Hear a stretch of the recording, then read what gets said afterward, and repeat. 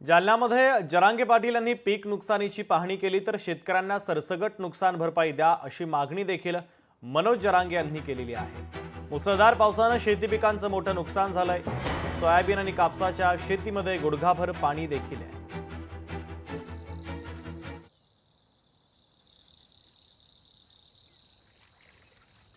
तर सोयाबीन आणि कापसाच्या शेतामध्ये गुडघाभर पाणी साचलेलं आहे। पंचनामे करून नुकसान भरपाई द्या अशी मागणी शेतकऱ्यांनी केलेली आहे। तर जालन्यामध्ये जरांगे पाटलांनी आता पीक नुकसानीची पाहणी केली आहे। माझं एकूण इथं 5 एकर क्षेत्र आहे। 2000 आंब्याचे झाडाची लागवड आहे, गोबी आहे, सोयाबीन आहे, मूग आहे, उडीद आहे। अक्षरशः पावसाखाली हे मातीमोल झालेले। आम्ही रात्रीच्या 2 वाजल्यापासून पाऊस उघडायची वाट बघतोय आणि सकाळी आम्ही सगळे शेतकरी इथं बघण्यासाठी आलो। तर अक्षरशः सगळं पाण्यामध्ये उद्ध्वस्त झालेले।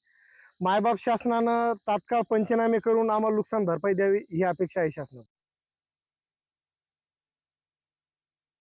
तर शेतकऱ्यांना सरसकट नुकसान भरपाई देण्याची मागणी देखील आता केली जाते। जालन्यामध्ये मोठं नुकसान झालंय तर जरांगे पाटलांनी नुकसानीची पाहणी केल्यानंतर मागणी केली। राज्यभरातल्या ज्या ज्या भागात म्हणण्यापेक्षा ना सगळ्या शेतकऱ्याचं नुकसान झालं तर महाराष्ट्रात खूप मोठी तरतूद करणं गरजेचं आहे आणि सरसकट नुकसान भरपाई देणं शेतकऱ्यांना गरजेचं आहे। आता जर यांचा 3-3, 4-4 एकर समजा सगळी तूरच जळली म्हणजे शेतकऱ्यांचं खूप नुकसान आणि खूप वाटोळं झालं आहे। याच्यावरती सरकारनं आता तातडीनं उपाययोजना करून शेतकऱ्यांना लवकरात लवकर नुकसान भरपाई देणं खूप गरजेचं आहे।